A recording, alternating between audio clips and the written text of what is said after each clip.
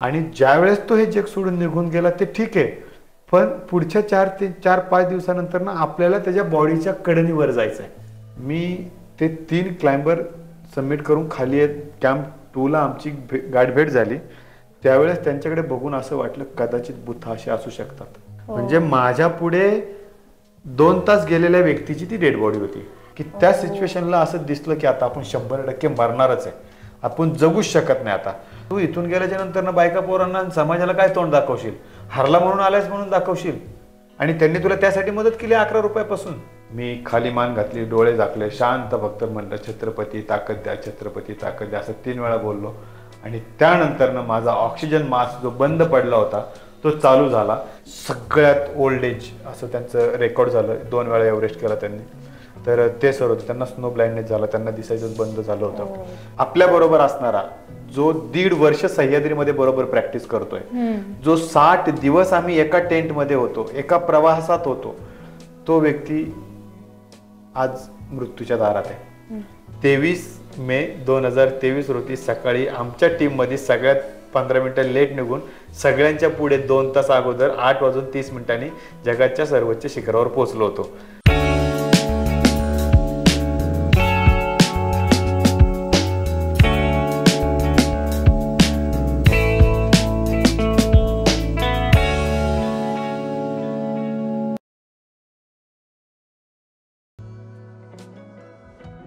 नमस्कार. आजच्या आपल्या पॉडकास्टमध्ये मी स्वागत करते एव्हरेस्ट वीर लहू उगळे यांचे. डर के आगे जीत है जर अशी जर कुठली स्टोरी असेल तर ती आज आमच्या पॉडकास्टची आहे. नमस्कार वीर. नमस्कार मॅडम. वीर, तुमच्याबद्दल मी भरपूर काही ऐकलं आहे, भरपूर काही वाचलं आहे. You have started your life from humble beginnings. एक साधारण लिंबू बोलतो ना, लिंबू विकणाऱ्यांपासून एव्हरेस्ट जिंकण्यापर्यंत. तर तुम्ही तुमच्या प्रवासाबद्दल काही सांगू शकाल आम्हाला, म्हणजे एक छान फ्लेवर मिळेल आमच्या ऑडियन्सला. येस, नक्कीच. एकंदरीत काय की माझा जन्म हा दऱ्याखोऱ्यांमध्ये झाला. त्यानंतरून तिथून पुढे जी पूर्ण माझं आयुष्य आहे ते गुरं वळणे आणि मी जनावरांच्या गाई म्हशींच्या पाठीमागे जाणे आणि उदरनिर्वाहासाठी आईने सिंहगडाच्या पायी रस्त्यावर लिंबू सरबतचा स्टॉल चालू केला. आणि तिथून मग रोजचं रोजीरोटीसाठी आणि जसं जसं मटेरियल घेऊन जाणं आणि जे संपेल ते, तर त्यासाठी माझी पूर्ण जर्नी तिथूनच सुरुवात झाली. आणि हे सगळं करत असताना अनेक वेगवेगळे चॅलेंजेस समोर आले आणि ते त्या पिरियडमध्ये एकदम इझिली असं एन्जॉय म्हणून आपण पार करत पुढे करत गेलो. म्हणजे मी असं तरी नाही म्हणत आहे की बऱ्यापैकी की मी खूप स्ट्रगल घेतलं, कारण मी असं म्हणतो नेहमी की मी प्रत्येक चॅलेंजला एन्जॉयमध्ये ॲक्सेप्ट केलं. आणि ठीक आहे, मला त्यावेळेस राहायला घर नव्हतं म्हणून मी रडत नाही बसलो. तर मी ठीक आहे ना, मी जर समजा आत्ताच्या लाईफस्टाईलमध्ये राहतोय तर ज्यावेळेस ती लाईफस्टाईल होती त्या लाईफस्टाईलमध्ये राहायला मला चान्स नसता भेटला, असं माझं वैयक्तिक मत आहे.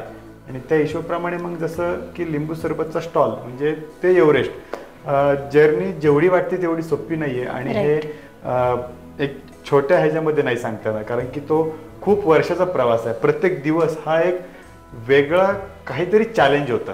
आणि त्यावेळेस त्या गोष्टी बालपण असेल, शालेय जीवन असेल, नंतरनं पुढं प्रवासात येणाऱ्या सगळ्याच गोष्टी आहेत उभ्या आयुष्यामध्ये, तर त्यांना एक प्रकारे फाईट करत टॅकल करत आपण पुढे जात असतो.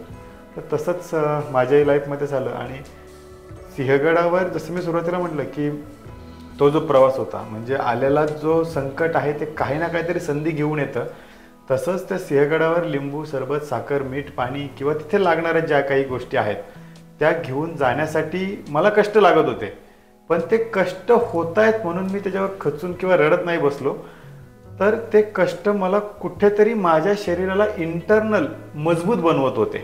म्हणजे फिजिकल, मेंटल मला मजबूत बनवत होते. जर समजा मी म्हणलं असतं की नाही माझी लाईफच अशी आहे, मी रडत बसलो असतो, तर कदाचित मला जे पॉझिटिव्ह आतमधनं जे भेटत होतं किंवा पडद्याच्या पाठीमागून जी काही कामं असतात तर ते जे होत होतं ते कदाचित झालं नसतं आणि मी हे अचिव्हमेंटपर्यंत पोहोचू शकलो नसतो. खूप छान वीर. तर वीर, आता जे एव्हरेस्टवर हे जे कॉन्क्वेर तुम्ही केलं हे तुमचं खूप अगोदरपासून स्वप्न होतं की असंच म्हणजे काहीतरी झालं आणि तुम्ही विचार केला की नाही आज एव्हरेस्ट जिंकायचं? नाही, ॲक्च्युली ह्या क्षेत्रामध्ये येण्यासाठी 4-5 गोष्टींची गरज असते. हा विषय खूप मोठा आहे, म्हणजे ते शॉर्टकटमध्ये सांगणं तेवढं सोपं नाहीच आहे. माउंटेनिअरिंग हे फील्ड आहे. माउंटेनिअरिंगमध्ये वेगवेगळे पार्ट येतात. मी नेहमी सांगतो की माउंटेनिअरिंग हा एक ग्रंथ आहे. त्याच्यामध्ये रॉक क्लाइम्बिंग असेल, आर्टिफिशियल वॉल क्लाइम्बिंग असेल, रॅपलिंग असेल, ट्रेकिंग असेल, केव्ह एक्सप्लोरर असेल, घाटवाटा असतील, हिमालयन ट्रेक, हिमालयन एक्सपिडिशन, अजून त्यात बरेच वेगवेगळे, म्हणजे त्या ग्रंथामधले वेगवेगळे धडे येत आहेत असं आपण म्हणू शकतो त्याच्यामध्ये. तर हे करण्यासाठी आपल्याला काही ट्रेनिंग असतात. म्हणजे अनुभव तो तर आहेच, म्हणजे प्रॅक्टिस हा एक पार्ट आहे, पण त्याचबरोबर आपल्याला ट्रेनिंग हा पार्ट असतो, जेणेकरून मी गाड्या दुरुस्त करून मी इंजिनियर बनणं हा पार्ट वेगळा आहे, आणि मी इंजिनियरचं शिक्षण घेऊन मग इंजिनियर बनणं, ह्याच्यातलं दोन्हीचा तफावत आहे. तसंच जर समजा आपण त्या वेनी जर प्रॉपर वेनी जर गेलो त्याच्यासाठी ट्रेनिंग असतं, आणि मग ते ट्रेनिंग हे सगळं इंडियन डिफेन्सच्या अंडर होतं, आणि त्या डिफेन्सकडनं आपण ट्रेनिंग घेतो. त्याचे इन्स्टिट्यूट सगळे नॉर्थमध्ये आहेत. तर मी 2014ला माझं ट्रेनिंग घेतलं, आणि तिथून पुढे माझी ह्या क्षेत्रातली प्रोफेशनल लाईफ जी म्हणतो आपण किंवा स्टँडर्ड पद्धतीने, तर ती चालू झाली. त्याच्या अगोदर मी माउंटेनिअरिंग करत होतो, पण तो माउंटेनिअरिंग हा शब्दही मला माहीत नव्हता. पण ज्यावेळेस माझं ट्रेनिंग झालं, कोर्स झाला, त्याच्यानंतर मला ह्याला शास्त्रशुद्ध पद्धतीने जे काही नॉलेज हवं होतं ते पूर्णपणे नॉलेज आलं. आणि त्यानंतर मग त्याच्यात असणारे जे संकट आहेत किंवा डिव्हाइसबद्दल माहिती असणं, आणि कशा पद्धतीने पहिलाही मी चालायचो आणि नंतरही चालायचो, तर त्याच्यामध्ये फरक पडत गेला. असं आहे. म्हणजे अगोदर मी सुरुवातीला म्हटलं तसंच की अगोदर जे आपल्या लाईफमध्ये आपण जे करतोय त्याचा बेनिफिट आपल्याला होत असतो, पण त्यामुळे मग माझं ट्रेनिंग झालं 2014ला, आणि लकीली मी माझ्या बॅचचा ऑल इंडियातून टॉप राहिलो. त्यानंतर ना ॲडव्हान्स पण झाला, ॲडव्हान्सला पण मी माझ्या बॅचचा टॉप राहिलो. म्हणजे कदाचित हे जे बॅक ऑफिसला जी कामं झालीत असं म्हणू शकतो स्टँडर्ड भाषेत आपण. म्हणजे हे परफॉर्मन्स करण्याच्या अगोदर जे आपण केलं तर त्याचाच हा कदाचित रिझल्ट होता असंही म्हणता येईल. बरोबर असं आहे. आणि हे जे तुम्ही म्हटलात की ह्यासाठी तयारी वगैरे कसं, तर तो मुद्दा येतो की कोणतीही गोष्ट जर समजा मला डॉक्टर बनायचं आहे, तर मला कोणतरी डॉक्टर बनण्यासाठी गाईड करणारा असायला हवं. तर त्यासाठी आपल्याला त्या क्षेत्रातला कोण माणूस आहे ते हे शोधणं, किंवा त्यासाठी आपल्याला कोणीतरी गाईड करणं गरजेचं आहे. चालावं तर रस्त्यावर प्रत्येकालाच लागतं, पण त्याच्यावर कसं चालायचं हे दाखवण्यासाठी तुम्हाला गुरु पाहिजे. तर तसंच सेम मला काही 2 लोक भेटलीत. मग त्यांनी पुढे माझं जे ह्या क्षेत्रातले दिग्गज आहेत त्यांच्याशी ओळख करून दिली, ते आत्ता माझे गुरु आहेत. आणि मग पुढे माझं त्यांच्या मार्गदर्शनाखाली माझी पूर्ण पुढचं जर्नी चालू झाली. आणि मग आपल्याला दिशा दाखवणारा एखादा माणूस भेटला ना की मग आपण कधी थांबत नसतो. म्हणजे जसंच की आपल्याला चालायचे, मेहनत प्रत्येकाला करायला लागते, मेहनत कोणाला चुकलेली नाहीये, पण ती कशा पद्धतीने करायची हे सांगणारं जर कोण असेल ना तर आपल्याला त्या मार्गाने जाणं जास्त सोयीस्कर होतं. 2014मध्ये ज्यावेळेस मी या क्षेत्रात मला त्या लोकांनी आणलं, आणि नंतर मग माझी पुढची जर्नी चालू झाली, तर मग असं विचार केला यार आपल्याला खरंच एक काहीतरी वेगळं करण्याचा मार्ग सापडलेला आहे, तर मग आपण तो सोडायचा नाही. आणि मग तो जो मार्ग आहे त्या मार्गावर प्रामाणिकपणाने काम करायचं, निष्ठेने काम करायचं, आणि त्याच्याशी आपण प्रामाणिक राहायचं. म्हणजे आपल्याला ते जर समजा आपण अंतःकरणातून आणि विचार करून जर दोन्ही पद्धतीने जर कामं केलीत तर ते काम खूप स्वीट अँड स्मार्ट होऊन जातं. त्यासाठी जास्त एफर्ट्स लागतात असं कधीच वाटत नाही. ज्यावेळेस असं वाटतं की आज मी खूप थकलोय, मसल पेन होत आहेत, घाम आणि अख्खा शर्ट भिजलाय, त्यावेळेस थकल्यासारखं वाटत, तर असं वाटतं की यार नाही आज जरा जास्तच भारी वाटतंय. म्हणजे विचारांची पण त्यात पद्धत असते की आपण त्या गोष्टीचा विचार काय अँगलने करतो. पण तिथून पुढे माझी माउंटेनिअरिंगची सगळी जर्नी, प्रोफेशनल जर्नी चालू झाली. त्याच्यानंतर अनेक सुळके क्लाइम्ब केले, सह्याद्रीमध्ये घाटवाटा केल्या, गड किल्ले केले, शिखरं पादक्रांत केली, हिमालयातले नॉर्थमधले काही शिखर पादक्रांत केली, मग नंतर एव्हरेस्ट शिखर, अशी ही सगळी जर्नी होती. आणि त्यासाठी मग काही ट्रेनिंग झाल्याच्या नंतर 2-3 वर्षानंतर ठरवलं की आपण जे करतोय हे का करतोय, ह्याच्यामध्ये काय आहे. तर मग आपल्याला करायचं तर काहीतरी युनिक आणि वेगळं करायचं आहे. तर ज्यावेळेस या क्षेत्रात मी आलो तर त्यावेळेस आत्ता तरी बऱ्यापैकी लोकांना सोशल मीडियाच्या माध्यमातून माउंटेनिअरिंग, ट्रेकिंग हा काहीतरी एक विषय आहे आणि हे असंही करू शकतो आपण किंवा करतात हे माहिती आहे. आज लोक पण पाहतात, फक्त ह्याला एक एंटरटेन म्हणून पाहतायत, पण ह्याच्यामध्ये करिअर सुद्धा करता येऊ शकतं आणि खूप मोठ्या प्रमाणात करिअर करता येऊ शकतं. असं नाहीये की ह्याच्यात करिअर नाही करता येत. पण ज्यावेळेस आम्ही सुरुवात केली तर त्यावेळेस ह्याच्याकडे लोकांचा बघण्याचा दृष्टिकोनच खूप वेगळा होता. काही अक्कल नाही, नुसता बोंबलत जंगलातून इकडे तिकडे फिरतोय, काही यांना कळतं का नाही, घरच्यांचं प्रेशर नाही, वडील नसल्यामुळे सगळं भार आईवरच असायचा. आणि आम्ही 4 भावंड आणि आईला तो सगळ्या मुलांचं घरातलं त्यांचं पाहणं हे एका महिलेवर वाटतं तेवढं सोपं नसतं. तर ह्या गोष्टी ज्या आहेत, तर ह्या वेळेस आई आमच्यावर लक्ष देणार का पोटाची खळगी भरण्यासाठी पळापळ करणार. त्यावेळेस लोकांना असं वाटतं की पोरगं वाया गेलंय, आता पोरगं नुसतंच फिरतंय, काही कामाचं नाहीये. पण ज्यावेळेस लोक तुम्हाला बोलतात, चांगलं बोलू किंवा वाईट बोलू, ज्यावेळेस लोक तुम्हाला बोलतात ना, त्यावेळेस आपण ठरवायचं की आपण काहीतरी करतोय. जर समजा मी काहीच करत नाहीये तर कोण बोलणार आहे? मी जर समजा कोणालाच माहित नाही तर कोण बोलणार आहे? कारण की काही चांगले बोलणार आहेत, काही वाईट बोलणार आहेत. आपण सगळ्यांना तर उत्तरं नाही देऊ शकत. बरोबर. त्याच पद्धतीने आपण जर्नी चालू ठेवायची असते आपल्या, आणि ज्या पॉईंट येतात त्या पॉईंटला आपण कसं सॉल्व्ह करायचं हे आपल्या पद्धतीने आपण ठरवायचं. उभ्या आयुष्यात 2-3 गोष्टी गुरूंनी शिकवल्या आणि आईंनी शिकवल्या की एक तर खोटं कोणाशी बोलायचं नाही. कारण की एक खोटं लपवण्यासाठी आपल्याला अनेक खोटं बोलावं लागतं, आणि मध्ये अनेक खोट्यांचा मोठा असा डोंगर होतो, खोटा डोंगर होतो, आणि तो खोटा असल्यामुळे तो पण ढासळतो. आणि मग त्यापेक्षा खोटं बोलायचंच नाही, ही एक पहिली गोष्ट. आणि दुसरी गोष्ट म्हणजे प्रामाणिकपणाने काम करत राहायचं. ह्या 2 गोष्टी कुणाला फसवायचं नाही, आणि त्याच्यामुळे मग आपलं रास्ता आपोआप मोकळा होत जातं असं सगळं. तर वीर, जेव्हा तुमच्या आईला कळलं की तुम्ही एव्हरेस्ट जिंकला, तेव्हा त्यांना कसं वाटलं? सुरुवातीला तर एव्हरेस्टवर जाणं किंवा माउंटेनिअरिंग या गोष्टी करण्यासाठीच विरोध होता. आणि स्वाभाविक आहे की हा विरोध होणं का, कारण की रस्त्यावर गाड्या चालतात, हजारो लाखो गाड्या चालतात, तर त्याची बातमी कधी येत नाही. पण ज्यावेळेस एखाद्या गाडीचा ऍक्सिडेंट होतो त्यावेळेस ती बातमी लगेच हायलाईट होते. तसंच सेम ह्या फील्डमध्ये पण आहे की लाखो लोक माउंटेनमध्ये येतात, पण त्यातला एखादा अपघात होतो आणि तो अपघात हायलाईट होतो, आणि तो हायलाईट झाल्यामुळे मग तिथे असं वाटतं की अरे हे ऍडव्हेंचर पण इथं डेथ ऍक्सेप्ट आहे, म्हणजे इथं मरणार आहे, हातपाय मोडणार आहे, असंच एक हॉरेबल चित्र उभं राहतं पुढे. मग अशा वेळेस घरचे पाठवत नाहीत. मग आई पण बऱ्याच वेळा म्हणली कशाला, दुसरं काहीतरी कर, नोकरी कर, ह्याच्यात काय करण्याची गरज नाहीये, आणि कशाला मग एवढं जीवावर उदार होऊन करायचं. आई बरोबर बायको सुद्धा की मग, पण तिचा एक सपोर्ट होता, तिला माझ्या कामांवर वगैरे विश्वास होता.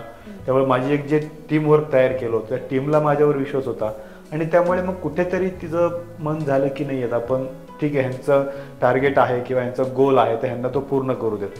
आणि मग मी त्याचा अजून एक त्यात पॉईंट असं म्हणेल की कोणत्याही सक्सेसफुल पुरुषाच्या पाठीमागे एक स्त्रीचा हात असतो, आपण हे नेहमीच म्हणत असतो, पण हे मी स्वतः अनुभवतो.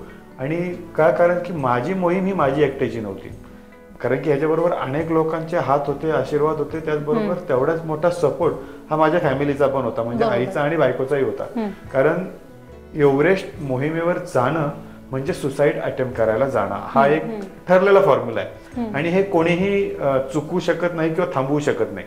हा एक फॉर्म्युला आहे की बाबा जर तो तिथून जाऊन आला तर आपला, जोपर्यंत येत नाही तोपर्यंत आपला नाही. त्यामुळे त्यांचा बऱ्याच जणांचा विरोध होताच सुरुवातीला, पण नंतरनं ज्या पद्धतीने मागचे काही वर्ष जी मेहनत घेतली होती आणि त्या पद्धतीने आपण जे काम केलं होतं, तर त्यामुळे मग तिथे आपल्याला थोडासा सपोर्ट तिकडनं मिळाला. पण सपोर्ट असा होता की फक्त दाखवण्यासाठी की ना बाबा ठीक आहे, तुमचा गोल आहे, तुमचा ड्रीम आहे, तुमचं टार्गेटच आहे, तर ठीक आहे बाबा जा आता.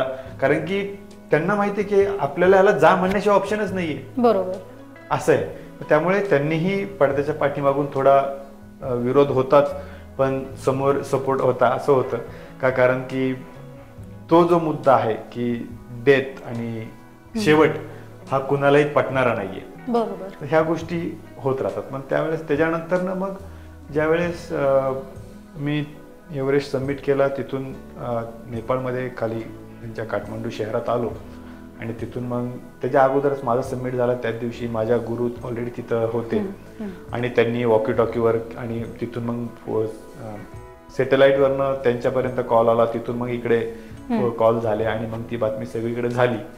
आणि मग ते सगळे खूप असे एन्जॉय, हॅप्पी आणि ह्या सगळ्या गोष्टी म्हणतात. 2 दिवसानंतर मी मुंबईला आलो एअरपोर्टला, तिथून स्वागत. मुंबईवरनं मला पुण्यात पोहोचायला सकाळी 5 वाजता निघालो होतो, तर माझ्या घराच्या तिथे 100 मीटर अलीकडे पोचायला मला 7 वाजल्या आणि 100 मीटरपासून माझ्या घरी पोचायला मला रात्री 11 वाजल्या होत्या. खूप मोठ्या प्रमाणात मग जंगी स्वागत, मग मिरवणूक, डीजे, ढोल, असे बरेच काय काय होतं.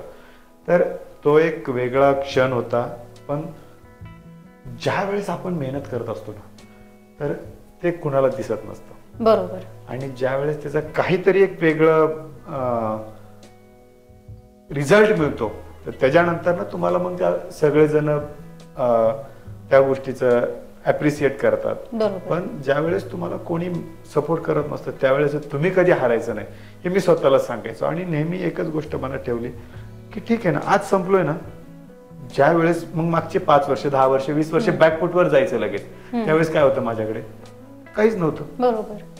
आता तर अनुभवाची शिदोरी आहे, मग ते घेऊन आपण अजून पुढे जोमाने, मग सगळं जरी संपलं ना, पुन्हा त्याच ताकदीने, त्याच उमेदीने आणि त्याच हिमतीवर उभं राहायचं, पुन्हा शून्यातून उभं करायचं. काही फरक पडत नाही. जरी समजा आता माझं घर कसं आहे मला माहित नाही, माझं घर मागे कसं होतं तेही मला माहित नाही, आणि पुढे कसं असेल तेही मला माहित नाही. मागे मी माझ्या घरात साफसफाई करायचो, आत्ताही मी माझ्या घरात साफसफाई करणार, उद्या मी माझ्या घरात साफसफाई करणार. मला त्याची काही लाज नाही. आई नसताना मी स्वयंपाक बनवायचो, मी हाताने करून खायचो. आज बायको आहे म्हणून तिनेच बनवायचं हा काही तिने ठेका घेतलेला नाहीये, तिलाही आपण सपोर्ट करू शकतो. म्हणजे नेहमी माउंटन तुम्हाला नेहमी ग्राउंडवर राहायला शिकवतो. तुम्ही किती कुठे कसे जरी झालात तर तुम्हाला ग्राउंडवर राहायला माउंटन शिकवतो. बरोबर.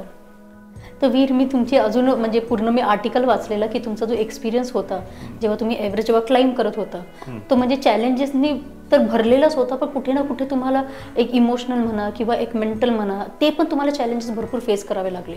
आणि तुम्ही एकटे नव्हता, तुमच्यासोबत अजून काही जण होते ज्यांची म्हणजे इच्छा होती की एव्हरेस्ट क्लाइंब करायचे. तर तुम्ही तुमच्या त्या म्हणजे एक्सपिरियन्स बद्दल जरा सांगाल का, की म्हणजे कसं होतं, म्हणजे असं कुठलं मोमेंट आला की तुम्हाला असं वाटलं की आता बस झालं, मी परत टर्न बॅक करतो, किंवा असं जर मनात वाटलं तर अशा वेळेला तुम्ही स्वतःला कसं इन्स्पायर केलं की नाही चालत जायचं करून? आणि तुमच्यासोबत जी माणसं होती त्यांच्याबद्दल पण जरा काही सांगितलं तर. नक्कीच.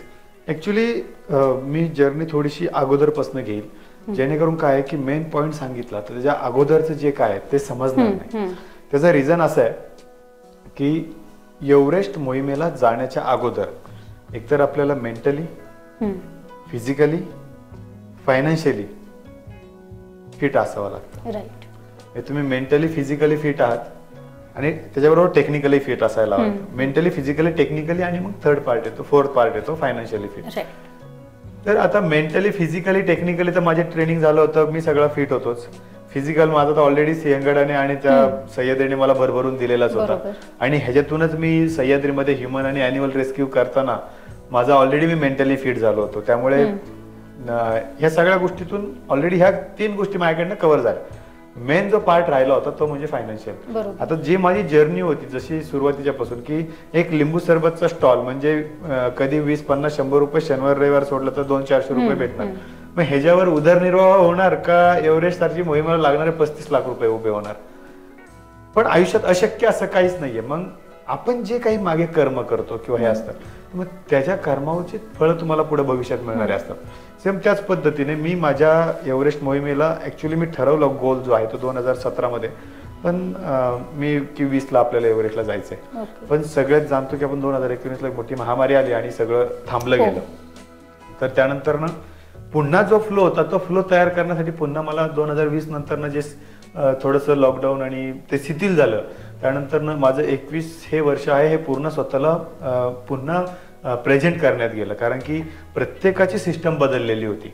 मला पुन्हा त्या प्रवाहात येण्यासाठी पुन्हा 2 वर्ष मेहनत करावी लागली.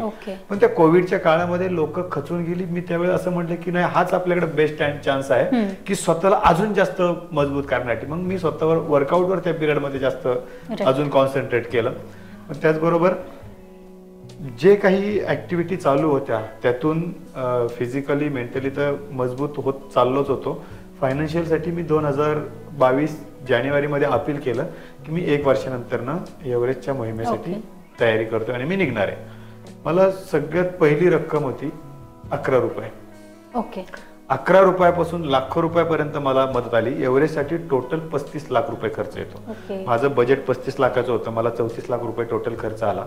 शेवटी 1-2 लाख रुपये कमी जास्त होतात आपल्या शॉपिंग आणि बाकीच्या इमर्जन्सी काही खर्च येतात त्याच्यामुळे. नाही तर ते 1,00,000-2 लाख रुपये फ्लेक्झिबल असतात की ते कधी वाढू शकतात, कधी कमी होतं. माझं बजेट 35 लाखाचं होतं, मला 34 लाख रुपये खर्च आला. टोटल 25 लाख रुपये जमा झाले. 9 लाख रुपये शेवटच्या टप्प्यात कमी होते. म्हणतात ते एजन्सीला नंतर देता येतील एव्हरेज सबमिट झाल्याच्या नंतर.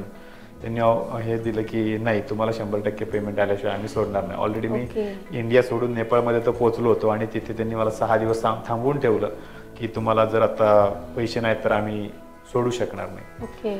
तर पुन्हा मग इकडे फॅमिलीला फोन करून सांगितलं, मित्रांना जी टीमची टीम होती टीमला सांगितलं फोन करून. तर त्यांनी एकच उत्तर दिलं की तुम्ही तिकडे तुमची तयारी करा, इकडे काय असेल ते आम्ही बघतो. कुणाकडनं 5,000 10,000 पहिले जे घेतले होते ते मदत म्हणून घेतले, ते मला परत द्यायचे नव्हते. त्यांनी स्वतःहून ऍज अ क्राऊड फंड म्हणतो आपण किंवा तशा प्रकारे मला त्यांनी मदत केली होती. पण नंतर जे 9 लाख रुपये कमी पडत होते ते 9 लाख रुपये मग इकडच्या सर्व टीमनी उसने म्हणजे एक प्रकारे लोन म्हणजे कर्ज काढलं. कुणाकडनं 50,000 घे, कुणाकडनं लाख रुपये घे, तुला नंतर न देतो, असं असं आहे, आता मला लागतायत अर्जंट. मग ह्या टीमने सगळे ते पैसे जमा केले आणि 6 दिवसानंतर त्या एजन्सीला फॉरवर्ड केले. त्याच्यानंतर बाकीचे माझ्याबरोबर जे इंडियन काही क्लाइंबर होते आणि इंटरनॅशनल क्लाइंबर होते ते सगळे 6 दिवस माझ्या आधी पुढे मूव्ह झाले होते आणि मला 6 दिवस मागणं लेट थोडी माझी जर्नी चालू झाली. पण त्यावेळेस मग एक कळालं की तुमची संगत तुम्ही कोणत्या लोकांच्या संगती बरोबर राहता हे पण खूप महत्वाचं असतं. कारण पार्टीला जाणं, एन्जॉयमेंटला जाणं त्यावेळेस कोण पण झोपेतून उठून येतं, पण तुमच्या ऍक्च्युअल संकटाच्या काळात कोण उभं राहतं तर त्यावेळेस आपल्याला रिअलाइज होते की हे खरंच आहे. म्हणजे मी तिकडे आहे हजारो किलोमीटर लांब आणि इथं म्हणतात की नाही ठीक आहे तू तिकडची तयारी कर, आम्ही इकडे काय असेल ते पाहतो. आणि काही नाही ना, मी उद्या म्हणू शकलो असतो की नाही तुम्ही तुमचे पैसे घेतले, तुम्ही तुमचे द्या, पण त्यांनी तो विचार नाही केला. पैसा ही अशी गोष्ट आहे की त्यातून नाती खूप मोठी खराब होतात. तर त्यावेळेस त्यांनी ती रिस्क म्हणजे अशा लेवलची मित्र पाहिजेत. मित्र फक्त दारू पिण्यासाठी, पार्टी करण्यासाठी ह्यासाठी नसायला हवे, तर तुमच्या संकटाच्या काळामध्ये पण तुम्हाला मदत करणारे मित्र असायला हवेत. बरोबर. तर असे मित्र माझ्या बरोबर होते, अशी टीम माझ्या बरोबर होती, अशी त्या पाठीमध्ये फॅमिली होती. खूप लोकांनी म्हणजे एकतर असा भयानक प्रसंग आला होता तर मी नसताना माझ्या मिसेसला 4 वेळा फंडिंगसाठी बोलवलं आणि तिथून नंतर तिथे गेल्याच्या नंतर खाली मॅनेजरने फोन केला की सर कधी येणार ऑफिसमध्ये, मॅडम आल्यात म्हणून. नंतर तो सांगतो की हा लवची मेसेज आली का, तो म्हणतो त्यांना सांग की साहेब नाही येत म्हणून. तिथून माझी बायको रडत परत घरी आली होती. म्हणजे खूप सारे प्रॉब्लेम फेस करायला लागले. पण कदाचित काहीतरी चांगलं होणार असतं म्हणून तर अगोदर आपण स्वतःला मेहनत करत असतो किंवा रगडत असतो स्वतःला. हा झाला एक टप्पा. मग फायनान्शियली माझी आता जर्नी चालू झाली. नंतर आम्ही काठमांडूतून रामेछाप एअरपोर्ट आहे तिथे गेलो, तिथून मग लुकला एअरपोर्ट पर्यंत गेलो. लुकला हे जगातलं सगळ्यात डेंजर आणि छोटं एअरपोर्ट आहे. त्यानंतर तिथून मग आमचा लुकलावरनं जो ट्रेक चालू झाला, मग फॅक्टिंग, नामचे बाजार, लोबुजे, असं आमचा पुढं झाला बेस कॅम्पला मग आमचं रोटेशन अप डाऊन चालू झालं की बॉडी त्या टेरेनमध्ये सेट करण्यासाठी. जवळपास आमचे 40-45 दिवस ह्या सगळ्या रोटेशन आणि या सगळ्या प्रोसेसमध्ये गेले. त्यानंतर फायनल पुश. आता ह्याच्यामध्ये बऱ्याच गोष्टी आहेत. जवळपास 40-45 दिवसाची जर्नी जी आहे ती आजूबाजूचे क्लाइंबर, त्यांच्याशी गाठी भेटी, त्यांचा एक्सपिरियन्स हे सगळं समजून घेणं वगैरे ह्या गोष्टी असतात. पण त्यावेळेस पण काय काय गोष्टी आपण काय खाल्लं पाहिजे, कसं बॉडीला सेट केलं पाहिजे, काय काय ट्रेनिंग, काय प्रिपरेशन असले पाहिजेत, आपला शेर्पा कोण आहे किंवा आपण कोणत्या गोष्टींकडे जास्त लक्ष देऊ शकतो, ह्या गोष्टींचा आपल्याला बराच विचार करावा लागतो. म्हणजे ह्या सगळ्या प्रिपरेशनच्या गोष्टी आहेत. तर ते दिवस तिथे आमच्या सगळ्या त्या प्रिपरेशन झाल्या. फायनल पुश असतो एक 8 ते 10 दिवसाचा फायनल पुश असतो, म्हणजे शेवटचे 10 दिवस. त्यावेळेस आपल्या ॲज इट इज क्लाइंबरचा एकच रोल असतो की त्याने सेफ क्लाइंब करायचं. बाकीच्यांचं जे काही त्याचे हितचिंतक असतील किंवा त्याचे विरोधक असतील त्यांचा एकच रोल असतो की त्यांनी फक्त प्रार्थना करायची देवाकडे की सुखरूप होऊ दे म्हणून. कारण की त्यांचा रोल तिथे संपलेला असतो आता. कारण की तिथून पुढे बऱ्यापैकी बेस कॅम्पपासून कम्युनिकेशन पण होत नाही, म्हणजे खूप रिअर असतं. जर समजा एखाद्याने तिथलं वायफाय वगैरे घेतलं ते सुद्धा खूप कॉस्टली, खूप एक्सपेन्सिव्ह आहे. तर ते शक्य नाही होत आपल्यासारख्याला, कारण की आपण ऑलरेडी पैशाची जुळवाजुळव खूप विचित्र परिस्थितीतून करून गेलेलो असतो.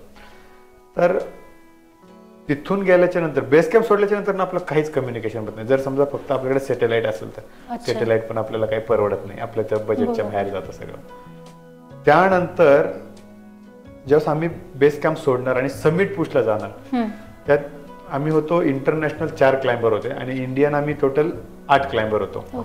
तर इंटरनॅशनल 4 क्लाइंबर आमच्या पुढे वेदर विंडो असते, म्हणजे की एक ठराविक पिरियड असतो की त्या दिवशी त्या माउंटनचा टॉप जो आहे त्याचं वातावरण एकदम व्यवस्थित असणार आहे, तर तुम्हाला त्याच वेळेस तिथे पोहोचायचंय. बरोबर. म्हणजे 365 दिवसामध्ये तो 10 ते 15 दिवसासाठीच तो टॉप माउंट एव्हरेस्टचा ओपन असतो. त्याच सीझन म्हणतो आपण त्याला, त्या वेदर विंडोमध्ये त्या सीझनमध्ये आपल्याला क्लाइंब करावं लागतं. जर समजा तर कधी कधी असं होतं की तुम्हाला 15 दिवसही चांगला विंड भेटते, वेदर विंडो भेटतो, किंवा कधी कधी असं होतं की तुम्हाला 3-4 दिवसही भेटतात. जर बऱ्याच जणांनी ऐकलं असेल 2019ला ट्रॉफिक जाम झाला आणि बरेच जण डेथ झाले. तर ट्रॉफिक जाम होण्याचं मेन कारणच ते होतं कारण की त्या सीझनला वेदर विंडो खूप कमी होत्या, म्हणजे तो वर समिटच्या दिवसाच्या ज्या तारखा असतात त्या खूप कमी होत्या आणि एकाच दिवशी ते गडबड झाली आणि त्यामुळे तिथे बरेच जण ट्रॉफिक मध्ये अडकले. कारण की काही ठिकाणं असे की एकच माणूस वर जाऊ शकतो किंवा एकच माणूस खाली येऊ शकतो. सेम त्याच पद्धतीने तिथे झालं आणि मग तिथे बऱ्याच जणांना काही 10, 15, 20 तास तिथे एका जागेवर थांबावं लागलं. मग ते ऑक्सिजन सिलेंडर, त्यामुळे बऱ्याच आता मोठी प्रोसेस आहे. तर तसंच सेम मग त्या वेदर विंडो आल्याच्या नंतर ना आमच्याबरोबर जी इंटरनॅशनल 4 जणांची टीम होती ती आमच्या पुढे अगोदर गेली होती. काही दिवस 4-5 दिवस अगोदर ती गेली होती. ज्या दिवशी ते टॉपला समिटला पोहोचले त्या रात्रीला आम्ही आमचा बेस कॅम्प सोडून आम्ही पुढच्या कॅम्पसाठी मूव्ह करत होतो. आणि त्याच दिवशी आम्हाला अशी बातमी कळते की आमच्या त्या 4 जणांमधला एक जण जो आहे त्याला काहीतरी त्रास व्हायला लागलाय. आता माझं आणि इंग्रजीचं थोडंसं वाकडं, म्हणजे आपल्याला इंग्रजी थोडं काही जमत नाही, म्हणजे समजतं थोडं थोडं, पण काहीतरी बोलतोय आणि काहीतरी प्रॉब्लेम झाला हे समजतंय. कारण की डॉक्टर आहे, तो वॉकीटॉकीवर काहीतरी कम्युनिकेशन करतोय. मग जे बाकी इंडियन आमचे क्लाइंबर होते, मी ते चांगले होते सगळ्यांचं, त्यांना इंग्लिश वगैरे, मग मी त्यांना विचारलं काय, तर त्यांनी मला सांगितलं की त्या इंटरनॅशनल मधला एक जण जो आहे ऑस्ट्रेलियन क्लाइंबर, तर त्याला त्रास व्हायला लागला आणि तो अनकॉन्शियस झालाय. आणि ज्या वेळेस एक ठराविक लेवलच्या वर ते व्यक्ती असते त्यावेळेस तिथून पुढे रेस्क्यू करणं हे खूप चॅलेंजिंग असतं. तर ते झालं, थोडं झालं, 2-3 तास गेले, 4 तास गेले, 5 तास, संध्याकाळ होत गेली आणि त्याच्या बातमी जास्त अजून हे होत गेले की नाही याचं आता अवघड झालं म्हणून. आणि आम्हाला निघायचे संध्याकाळी 11 वाजता रात्री आणि बातमी कळते की 8:30-9 वाजता कळते की जेसन डेथ, त्याचं नाव जेसन. आणि मग त्यावेळेस भयानक प्रेशर येतं डोक्यावर की यार जो व्यक्ती 40-45 दिवस तुमच्या बरोबर राहिला आहे आणि तो आज हे जग सोडून निघून गेलाय. आणि ज्या वेळेस तो हे जग सोडून निघून गेला ते ठीक आहे, पण पुढच्या 4-5 दिवसानंतर ना आपल्याला त्याच्या बॉडीच्या कडेनीवर जायचं आहे. म्हणजे ज्यावेळेस हा विचार येतो ना डोक्यात त्यावेळेस खूप भयानक असतं हे सगळं. बरोबर. मी सुरुवातीला म्हणलं की जसं तुम्हाला फिजिकली फिट गरजेचं आहे तसं तुम्हाला मेंटली फिट राहणं गरजेचं आहे. ज्यावेळेस आपण माउंटनमध्ये भटकत असतो त्यावेळेस प्रत्येक येणारं चॅलेंज आपल्या मेंदूला आपल्याला मजबूत करत असतं, मेंटली आपल्याला स्ट्रॉंग करत असतं की तुम्हाला आलेल्या परिस्थितीला फाईट करायला शिकवत असतं. आपल्याला काय वाटतं काय नाही असं काही नसतं, प्रत्येक स्टेप ही आपल्याला काही ना काहीतरी शिकवत असते. मग त्यावेळेस पुन्हा आमचा शेर्पा येतो, आम्हाला सांगतो की नाही जे झालंय ते तुम्ही लक्ष द्यायचं नाही, तुम्ही इथे का आलाय, कशासाठी आलाय, तुम्हाला इथे कुणी आणलंय, काय परिस्थितीतून आलाय, ह्याचा सगळ्याचा विचार करा आणि तुमची पुढची तयारी करा. म्हणजे थोडंसं तो आपल्याला बुस्टर देतो आणि आपण पुढच्या मार्गाला मोकळे होतो. मग आम्ही तिथून सगळे आम्ही इंडियन 8 क्लाइंबर आम्ही निघालो पुढे. डायरेक्ट त्या दिवशी कॅम्प 1 स्किप होतो, कॅम्प 2ला आपण दुसऱ्या दिवशी पोहोचतो, एक दुपारच्या रेंजमध्ये पोहोचतो. त्या दिवशी तिथे रेस्ट असतो, दुसऱ्या दिवशी पण रेस्ट होतो कॅम्प 2ला आणि मग कॅम्प 2 वरनं कॅम्प 3ला मूव्ह होतं. पण ज्यावेळेस कॅम्प 3ला मूव्ह व्हायच्या अगोदर ज्यावेळेस आम्ही कॅम्प 2ला पोहोचलो आणि जे इंटरनॅशनल 4 क्लाइंबर मधले जे 3 क्लाइंबर जिवंत होते ते खाली आले. ते खाली आल्याच्या नंतर ना आम्ही त्यांची जी परिस्थिती जी पाहिली ना ती परिस्थिती एवढी भयानक होती तर लिटरली मी सह्याद्री माउंटन रेंजमध्ये 365 दिवस 24 तासामध्ये असे कोणता वेळ आणि असं कोणता दिवस नाहीये उभ्या आयुष्यामध्ये की मी फिरलो नाहीये. रात्री 12, 1, 2 वाजता फिरलोय, दुपारच्या उन्हातही फिरलोय, सगळ्या ह्याच्यामध्ये ऊन वारा पाऊस, पण मला भूत नावाचा प्रकार कधी उभ्या आयुष्यात दिसला नाही. ज्या वेळेस मी ते 3 क्लाइंबर सबमिट करून खाली येत कॅम्प 2ला आमची गाठभेट झाली त्यावेळेस त्यांच्याकडे बघून असं वाटलं कदाचित भूत असे असू शकतात. लिटरली ऑक्सिजन मास्क असतो आणि स्नो गॉगल असतो, त्यातून हवा बिलकुल आत जात नाही, आतलं बाहेर येत नाही असा तो गॉगल असतो. तो गॉगल आणि तो मधला पार्ट शिल्लक होता, म्हणजे हलकासा गालाच्या इथे, तो थंडीनी आणि हवेनी फाटला होता आणि रक्त टपटप गळत होतं खाली. तर ते खूप भयानक, खूप असं हॉरेबल दिसत होतं. त्यातल्या एकाच्या पायाच्या बोटांना फ्रॉस्टबाईट झालं होतं, एकाच्या हाताच्या बोटांना फ्रॉस्टबाईट झालं होतं. फ्रॉस्टबाईट म्हणजे थंडीनी तुमची बोटं गोठतात आणि गँग्रीन होतं आणि नंतर ना त्याच्यावर ते फर्स्ट सेकंड स्टेजला असेल त्याच्यावर ट्रीटमेंट होते. त्याच्या पुढे जर गेलं तर ती 100% कट करून टाकावं लागतं. त्याच्यावर दुसरा ऑप्शन आहे, जेव्हा तुम्ही जेवढ्या वेळ थांबाल तेवढं मागे मागे सरकत जातो, तो कमी नाही होत, वाढत जातो. तर त्यांचे ऍडव्हान्स लेवलला ते गेलं होतं आणि त्यात बघून एवढी पुन्हा भीती वाटली. म्हणजे पहिलं चॅलेंज आम्हाला बेस कॅम्पचं जे आलं, तो एक आमच्यातला क्लाइंबर इंटरनॅशनल गेला तो ठीक. दुसऱ्यांदा आम्ही पाहिलं तर त्यावेळेस असं जाणवलं की यार नाही, आता हे खूपच डेंजर आहे. कारण की प्रत्येक कॅम्पचं जो वातावरण हे खूप वेगळं होतं, खूप भयानक होतं. त्या केसमध्ये मग आता तिथे आम्ही घाबरलो. त्याच्याबरोबर जो एक जण होता तो नॉन स्टॉप 500 किलोमीटर पळालेला होता. एवढा मोठ्या लेवलचा ॲथलीट्स होता. जर समजा एवढ्या मोठ्या लेवलचा ॲथलीट्स आहे आणि त्याला जर हा त्रास होऊ शकतोय, मग असं म्हणत आलं की यार हम तो किस खेत की मुली आहे. मग हा प्रश्न, मग त्यावेळेस असं म्हणत होतं यार आता काय करायचं. तर पुन्हा आमचा शेर्पा आमच्याकडे येतो, आम्हाला सगळं सांगतो की आता काय करायचंय, कसं करायचंय आणि त्यांनी काय चुका केल्यात त्या चुका तुम्ही करू नका आणि त्यांनी केलेल्या चुका न करता तुम्हाला पुढे तुमच्या टार्गेट पर्यंत पोहोचायचंय. म्हणजे एक प्रकारे तो आपल्याला बुस्टर देत असतो, मेंटली स्ट्रॉंग करत असतो. मग तिथून आम्ही पुढची जर्नी कॅम्प 3 साठी जर्नी चालू होते. कॅम्प 3 ला पोहोचतो आम्ही. कॅम्प 3 वरनं कॅम्प 4, कॅम्प 3 ला फक्त 2-3 तास रेस्ट करायचं, 4 तास जर लवकर पोहोचलो थोडासा 1-2 तास जास्त रेस्ट होतो.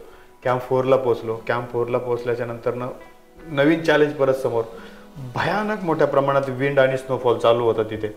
तिथे गेल्याच्या नंतर एवढं विचित्र वाटलं की यार एवढी मेहनत करून इथपर्यंत पोहोचलो आणि ठीक आहे बाबा, आपल्याकडे प्रॉब्लेम असेल तर गोष्ट वेगळी आहे, पण निसर्गाने जर साथ नाही ना दिली तर तिथं आपण काहीच करू शकत नाही. मग त्या केसमध्ये असं झालं की जर समजा स्नोफॉल आणि विंड वातावरण जर समजा सुधारलं नाही तर आपल्याला मोहीम गुंडाळावा लागणार, वाइंडअप करावा लागणार आणि हे कॉल आपण नाही घेऊ शकत. जर शेर्पा म्हणला वाइंडअप तर वाइंडअप, म्हणजे गिवअप तर गिवअप. तर त्यांनी, कारण की त्याला फ्युचर माहित असतं काय आहे ते. कारण की कॅम्प बेस कॅम्पला वातावरण वेगळं आहे, कॅम्प 2 ला वेगळं आहे, कॅम्प 3 ला वेगळं आहे, कॅम्प 4 ला वेगळं आहे. एकाच दिवशी 4-5 कॅम्पला सगळीकडे वातावरण वेगळं आहे, सेम टू सेम कुठेच नाही. त्यामुळे त्याचा अनुभव आणि एक्सपिरियन्सच्या हिशोबाने तो सांगतो की काय करायचं तो. मग आम्ही 7 वाजता ज्या दिवशी पोहोचलो त्याच दिवशी कॅम्प 4 वरनं त्याच रात्री संध्याकाळी 7 वाजता समिटसाठी मूव्ह होणार होतो. पण वातावरण खराब असल्यामुळे आम्हाला नाविलाजाने थांबावं लागलं. मग 9 वाजता आम्ही मूव्ह व्हायचं ठरवलं. 9 म्हणता परत वातावरण आम्हाला 9:30 वाजता शेर्पाने कॉल दिला की आपल्याला निघायचं आहे. मग आम्ही सगळे रेडी झालो. आमचे गिअर वगैरे जे काही टेंटमध्ये काढून ठेवले होते, थोडंसं वातावरण नॉर्मल झालं होतं, म्हणजे कमी झालं होतं. म्हणजे स्नोफॉल आणि विंडचं जे स्पीड आहे ते थोडं कमी झालं होतं. त्याच्या ह्याच्यात आम्ही निघालो, बाहेर आलो. मग टेंटच्या आणि सगळे क्रॅम्पॉन बुटांच्या खाली जे नाव आहे ते सगळं रेडी झालं आणि उलट पाहतोय समिटच्या बाजूला तर काही टॉर्च रिटर्न खाली येताना दिसत आहेत. असं वाटलं यार वरच्या जर क्लाइंबरनी जर मोहीम जर वाइंडअप जर केली तर कदाचित आता आपला शेर्पा म्हणणार डाऊन म्हणून. आणि एका शेर्पाने ती कम्युनिटी असते, एकमेकांना कॉल देत असते. तर म्हटलं आपल्याला आता तो पर्याय नाही, आपल्याला आता कदाचित डाऊन व्हावं लागेल. पण मी बोल दाई म्हणजे मोठा भाऊ, तिकडे नेपाळी भाषेमध्ये मोठ्या भाऊला दाई म्हणतात. तर दाई अभी क्या करेंगे, तो बोला कुछ नहीं हम आगे जा रहे.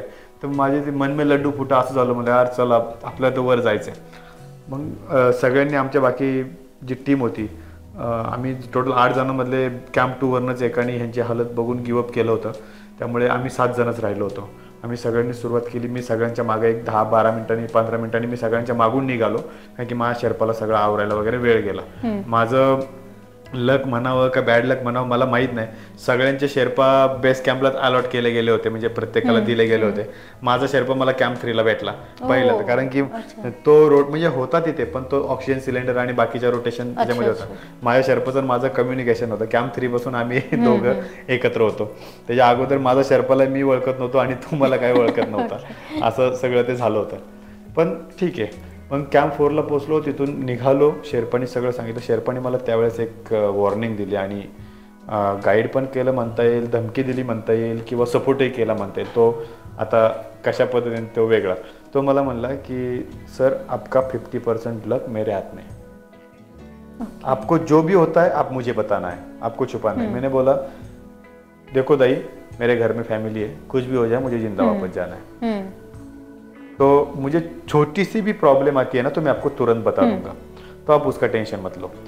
दूसरी बात बोला, जब तक मैं नहीं बोलता हूँ तब तक आप आपके मिटॉन वगैरह कुछ एक्स्ट्रा एक्टिव्हिटी नहीं करनी है। क्योंकि मैंने मतलब मिटॉनचे 4 लेअर असतात, एक लेअर जरी काढला तरी सुद्धा मला फ्रॉस्टबाईट होऊ शकतो। बरोबर, म्हणजे हे सगळे त्यांचे प्री प्लॅन आणि हे सगळं त्यांना माहित असतं, काय कसं कशा पद्धतीने असायला हवं हे सगळं।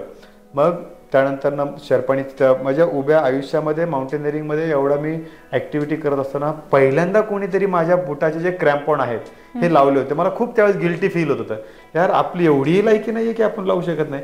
पण तिथे दुसरा माइंड सांगत होता की माझ्या गुरूंनी मला सांगितलं होतं की शेर्पाला क्रॉस नाही करायचा। बरोबर, मग तो एक प्रकारे तोच तिथे आपला सर्वस्व असतो, तोच अल्लाह, देव, येशू, भगवान, गॉड जे काय म्हणायचे तो तेच असतो आपला। मग ते पण पर्याय नव्हता माझ्याकडे, कारण की त्याच्या रूल्स मला फॉलोच करायचे होते। त्यामुळे त्यांनी माझे ते क्रॅम्पवर, कारण की आपण आपल्या ताकदीने टाईट नाही करू शकत त्या अल्टिट्यूडमध्ये, त्या टेम्परेचरमध्ये सुद्धा। त्यांनी टाईट केले, आम्ही लेट निघालो। 15 ते 20 मिनिटं जातोय तर पहिली डेड बॉडी दिसली आणि पहिल्यांदा म्हणजे मग शेर्पा बोलला की जो ऊपर से जो नीचे लाईट आ रहे थे तो इसी को लेके आ रहे थे। म्हणजे माझ्या पुढे 2 तास गेलेल्या व्यक्तीची ती डेड बॉडी होती, जो माझ्या पुढे 2 तास अगोदर क्लाइमसाठी गेला होता। मग तिथून त्याच्या बॉडीच्या क्रॉस करत मग सगळ्यांना ओव्हरलॅप करत करत करत मी गेलो। तिथे बाल्कनी म्हणून एक एरिया आहे, तो बाल्कनीत जाऊन पाणी वगैरे पिलं। तिथून पुढे पुढचा चालू केला क्लाइम। साऊथ समिट म्हणून एरिया आहे, साऊथ समिटला पोहोचलो। साऊथ समिटला माझा ऑक्सिजन सिलेंडर संपला, तिथे शेर्पानी माझा ऑक्सिजन सिलेंडर चेंज केला, नवीन सिलेंडर लावला। त्याच्यानंतरनं मला भयानक त्रास व्हायला सुरुवात झाली, एवढा भयानक त्रास व्हायला सुरुवात झाली की अक्षरशः म्हणजे असं वाटतं की आता आपल्या ह्या छाताडातून काळीज फुटून बाहेर येतं की काय, एवढा भयानक। माझा ऑक्सिजन मास्कच बंद पडायचा मध्ये मध्ये। पहिल्यांदा ते नॉर्मल झालं, एक 15-20 सेकंदासाठी बंद पडायचा, नंतर चालू व्हायचा। जसं जसं माझं हाईट गेन होईल तसं तसं ते खूप एक्स्ट्रीम लेवलला जायला लागलं की आत्ता काय करायचं, की त्याचा वेळ वाढायला लागला त्या ऑक्सिजन मास्कचा। आणि मग नंतर मला समजेना प्रॉब्लेम माझ्यात आहे का माझ्या ऑक्सिजन मास्कमध्ये आहे तो। नंतर ना शेवटी तिथून पुढे बाल्कनीत मग त्याच्या अगोदर भयानक मोठे 2 स्ट्रोक बसले। साऊथ समिटच्या पुढे गेलो, हिलरी स्टेप म्हणून आहे, हिलरी स्टेपपर्यंत जास्तोपर्यंत मला खूप मोठे 2 भयानक मोठे स्ट्रोक बसले की त्या सिच्युएशनला असं दिसलं की आता आपण 100% मरणारच आहे, आपण जगूच शकत नाही आता। कारण की मास्कमधनं ऑक्सिजनच बाहेर येत नाही तर करणार काय। आणि तरी पण शेवटी मनात विचार चाललाय काय करावं, गिवअप करावं का पुढे जावं। एक विचार म्हणतोय की अरे गिवअप कर, जा, खाली जगलास तर परत येशील, 35 लाख नाही परत 70 लाख रुपये खर्च करशील, पण जगलाच नाही तर काय करणार। दुसरा विचार असा डोक्यात येत होता, अरे वेड्या तू इथून गेल्याच्या नंतर ना बायका पोरांना समाजाला काय तोंड दाखवशील, हरला म्हणून आलायस म्हणून दाखवशील, आणि त्यांनी तुला त्यासाठी मदत केली 11 रुपयापासून, तुला लाखो रुपयापर्यंत जी मदत आलेली ती तुला परत येण्यासाठी त्यांनी दिली आहे का, नाही दिली ना, मग पुढे जा। म्हणजे एवढ्या विचारांमध्ये कालवा चालू झाली की काय करावं, पुढे जावं का मागे यावं, हे काहीच सुचायच्याच परिस्थितीमध्ये नव्हतं। मग तरी थोडं पुढे गेलो आणि शेवटी हिलरी स्टेपला गेल्याच्या नंतर ना खूप भयानक मोठा स्ट्रोक बसला। जवळपास 2 ते 3 मिनटं माझा ऑक्सिजन मास्क चालू झाला नाही। शेवटी शेर्पाला म्हणलं दाई मेरा नहीं हो रहा है, बहुत तकलीफ हो रही है, मुझे नहीं हो रहा है अभी, मास्क नहीं चालू। मैंने बोला दाई एक्स्ट्रा मास्क जो हमें बेस कैंप पे बताया गया था कि आपका जो एक्स्ट्रा ऑक्सीजन मास्क है वो एक्स्ट्रा ऑक्सीजन मास्क आपके शेर्पा के पास रहेगा। त्याला म्हणलं वो आप चेंज करके देखेंगे, तो बदलून पाहू म्हटलं। तो हळूच म्हणतो सर मी तो कॅम्प 4ला ठेवून आलोय। मग त्यावेळेस समजलं की आता आपलं मरणं फिक्स आहे, आपण आता जाऊ। कारण की जरी समजा वर जायचं म्हणलं तर गोष्ट वेगळी आहे, पण खाली जाण्यासाठी तरी ऑक्सिजन मास्क पाहिजेच ना। बरोबर, मग काय करायचं। मग त्यावेळेस एवढा भयानक त्रास झाला। आणि मग ज्यावेळेस आपल्याकडचे सगळे रस्ते बंद होतात ना त्यावेळेस माणसाकडे 2 पर्याय येतात। म्हणजे इथून मागे असं वाटायचं की मला एकच पर्याय येतो, पण माणसाकडे 2 पर्याय येतात, एक तर सुसाईड कर किंवा मग देवाकडे प्रार्थना कर। पण सुसाईड करण्यातलं मी तर नव्हतोच, कारण ज्या सिस्टममधनं आलो होतो त्या सिस्टमने शिकवलेलंच नव्हतं तसं। त्यामुळे मग सुसाईडचा हा पर्याय डोक्यात नव्हता। म्हणजे मग पुढे काय करायचं, मग देवाकडे जायचं। आता प्रत्येकाचा देव वेगवेगळा आहे, माझा देव छत्रपती शिवाजी महाराज आहेत। तर मग त्या परिस्थितीमध्ये मी खाली मान घातली, डोळे झाकले, शांत फक्त म्हणलं छत्रपती ताकद द्या, छत्रपती ताकद द्या, असं 3 वेळा बोललो। आणि त्यानंतरनं माझा ऑक्सिजन मास्क जो बंद पडला होता तो चालू झाला. त्यावेळेस मला कळालं की माझा मास्क का बंद झाला होता आणि मग तो बंद होऊ नये म्हणून मला काय करायचंय. माझ्याकडे एनर्जी भरपूर होती, फक्त मला प्रॉब्लेम होता ऑक्सिजनचा. आणि मग त्यानंतर मी ठरवलं की तो माझा मास्क बंद पडू द्यायचा नाही. मला फक्त 60 मीटर जायचं होतं आणि 60 मीटर हाईट गेन करण्यासाठी मला 1.25 तास लागणार होता. त्या केसमध्ये मला 1.25 तास माझा मास्क बंद पडू द्यायचा नव्हता. हेच डोक्यात फक्त गणित होतं. जेवढीही मागच्या 45 ते 55 दिवसामध्ये मी एनर्जी स्टोअर करून ठेवली होती ना, म्हणलं की आता ती सगळी एनर्जी बाहेर काढायची आहे. का? कारण की हीच आपल्याकडे एक संधी आहे, हाच आपल्याकडे एक चान्स आहे. आणि मी तो माझा ऑक्सिजन मास्क बंद पडू दिला नाही. काय झालं होतं, ऑक्सिजन मास्कमध्ये म्हणजे कुठेतरी आध्यात्मिक पण आपल्याला असावं लागतं हे जी प्रचिती आली मला तिथे, किंवा हे जाणवलं मला प्रामुख्याने. म्हणजे जर समजा कदाचित मी तिथे छत्रपतींना आठवलं नसतं किंवा त्या भ्रमात जर गेलो नसतो तर कदाचित अजून काहीतरी वेगळं झालं असतं. माझ्या ऑक्सिजन मास्कमध्ये सुईसारखं टोक असतं, होल असतं आणि त्याच्यातून ऑक्सिजन बाहेर येतो. आपण जेव्हा मॉइश्चर जे आहे तोंडातलं मास्कमधलं त्यात जातं आणि बाहेर मायनस टेम्परेचर 40-50 असतं. त्यामुळे तो मास्क जो आहे तो गेलेलंच मॉइश्चरचा बर्फ बनतो आणि तो ब्लॉक होऊन जातं, त्यामुळे ऑक्सिजन येत नाही. आणि ज्यावेळेस तुम्हाला धाप लागायला सुरुवात होते, त्यावेळेस मोठ्या प्रमाणात तुमचा मॉइश्चर किंवा वॉर्मनेसपणा बाहेर येतो, त्यावेळेस पुन्हा तो मास्क जो बर्फ झालेल्या मास्कमध्ये म्हणजे त्या होलमध्ये तो मिल्ट होतो आणि मग तुम्हाला ऑक्सिजन यायला सुरुवात होते. मग त्यासाठी काय करायचं होतं, मला ते कंटिन्यू वॉर्म ठेवायचं होतं. म्हणजे काय की मला बाहेरच्या टेम्परेचर आतमधलं टेम्परेचर मला मेंटेन ठेवायचं होतं. आणि मग तिथून मी जास्त एनर्जी वाया घालवली माझी किंवा कामाला लावली. आणि मी 23 मे 2023 रोजी सकाळी आमच्या टीममध्ये सगळ्यात 15 मिनिटं लेट निघून सगळ्यांच्या पुढे 2 तास अगोदर 8:30 जगाच्या सर्वोच्च शिखरावर पोहोचलो होतो. त्यानंतर तिथे म्हणजे बऱ्याच जणांनी मला आल्याच्या नंतर प्रश्न केले की वरती पोहोचल्याच्या नंतरनं कसं दिसतं किंवा काय वाटतं. तर ॲक्च्युअलमध्ये ज्या वेळेस तुम्ही इंटरनॅशनल ठिकाणी म्हणजे ज्यावेळेस तुम्ही तुमचा देश सोडून बाहेरच्या ठिकाणी तुम्ही भारताला रिप्रेझेंट करत असताना किंवा आपण आपल्या देशाला ज्यावेळेस रिप्रेझेंट करत असतो ना, तर ते असं 1-2 शब्दामध्ये किंवा हजारो शब्दांमध्ये किंवा ग्रंथामध्ये पण आपण सांगू शकत नाही. हा ते असं की ज्यावेळेस मी माझ्या बॅगेतून तो सगळ्यात पहिला तिरंगा बाहेर काढला आणि त्याच्याबरोबर फोटो काढले, तो 360 व्ह्यू घेतला, त्यानंतर आपल्या राज्याचा भगवा काढला, त्याचे फोटो काढले, त्यानंतर जे स्पॉन्सर होते त्यांचे मनापासून ज्यांनी मला 11 रुपयापासून मदत केली होती, लाखो रुपयापर्यंत सगळ्यांचे आभार मानले. इथपर्यंत पोहोचवण्यासाठी खूप जणांची मेहनत होती माझ्या पाठीमागे. म्हणजे हजारो लोकांनी म्हणजे मला ज्यांनी पैसे दिलेत ना, आजही माझ्या नोटबुकमध्ये प्रत्येकाचं नावासहित त्यासमोर लिहिलेलं आहे की मला कोणी किती रुपये कशी मदत केलेली आहे. प्रत्येकाचं रेकॉर्ड आज आहे आणि ते लाईफ टाईमसाठी माझ्याकडे मेमरी राहणार आहे. तर त्यांचे सगळ्यांच्या मनापासून काहींनी आर्थिकदृष्ट्या मदत नाही केली, पण त्यांनी माझ्यासाठी 2-2, 3-3 महिने पळालेले आहेत.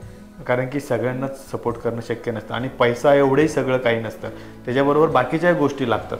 म्हणजे काहींनी माझ्यासाठी फिल्म तयार करून दिली, प्रमोशन व्हिडिओ तयार करून दिला, काही म्हणजे त्याचे त्यांनी पैसे नाही घेतले, त्यासाठी त्यांना तर खर्च आलाच होता. म्हणजे खूप भयानक, म्हणजे सांगतो हजारो नाही लाखो लोक आहेत की ज्यांची इच्छा होती की मी एव्हरेस्टवर जावं आणि 4-5 जणांची इच्छा होती की मी एव्हरेस्टवर न जावं, म्हणजे किंवा माझं एव्हरेस्ट होऊ नये. तर त्यामुळे मी त्या 4-5 जणांचा कडे विचार करत बसायचं का जे लाखो लोक आहेत त्यांच्याकडे विचार करत बसतं, असं झालं. आणि मग फायनली तिथून माझी रिटर्न जर्नी चालू झाली. आत्ता खरं प्रवास चालू झाला.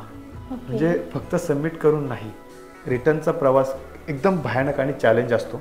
म्हणजे तुम्ही जर हिस्ट्री काढलीत म्हणजे हिमालयन माउंटेनची, नॉट एव्हरेस्ट, हिमालयन माउंटेनची जर तुम्ही हिस्ट्री काढलीत तर सगळ्यात जास्त डेथ ह्या उतरताना होतात. आणि मी माझे गोल काही बेस कॅम्पवरनं जस्ट मी कॅम्प सोडला होता ना, त्याच वेळेस ठरवलं होतं की माझा सबमिटचा टायमिंग, रिटर्न मी कुठे येऊन थांबेल, रेस्ट, हे सगळं ठरवलेलं होतं. मी सबमिट केला, सबमिट करून रिटर्न जर्नी चालू झाली. रिटर्न जर्नी चालू होतं. माझे जे राहिलेले आमच्यातले 7 जण होते, 7 जणांमधलं मी 7वा, बाकीचे जे 6 जण होते त्यातले मध्ये रस्त्यात मला भेटले, त्यातले एक जण भेटलाच नाही. मग मी आमच्या शेर्पाला विचारलं, ओ एक बंदा नहीं दिखा, तो बोला वो बाल्कनी से डाऊन हो गया, उसको दिक्कत होने लगी थी. तो एक म्हणते बाकीचे टोटल आम्ही 6 जणांचं सबमिट झालं. माझ्यानंतरनं बाकी सगळे आम्ही खाली आलो.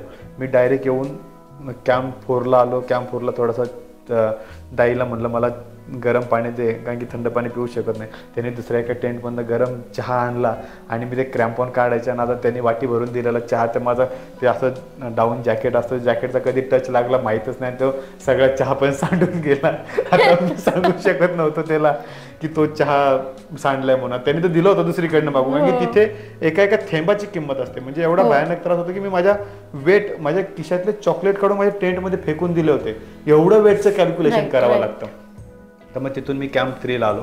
शेर्पाशी भांडून मी परत टेंटमध्ये पाणी गरम केलं, कारण की थोडं अल्टिट्यूड लो झालं, त्यामुळे मग तिथे पाणी गरम केलं आम्ही. आमचं तिथे कॅम्प होतं ते, आणि तिथून पाणी पिलं. मग डायरेक्ट मी सेम डेला सबमिट करून संध्याकाळी 4:30 वाजता कॅम्प 2 ला आलो. कॅम्प 2 सेफ झोन, तिथं हेली रेस्क्यू होतो, डॉक्टर असतात, जेवण वगैरे सगळं असतं. पण बाकी कॅम्प 3 कॅम्प 4 ला डेथ झोन, रिस्की आहे एकदम. म्हणजे बाकी सर्वांना क्लाइंब करून त्या कॅम्प 4 ला वरतून पहिल्या कॅम्पला पोहोचायला 6:30 आणि त्यांना डेथ झोनमध्ये ती रात्र धावा लागली.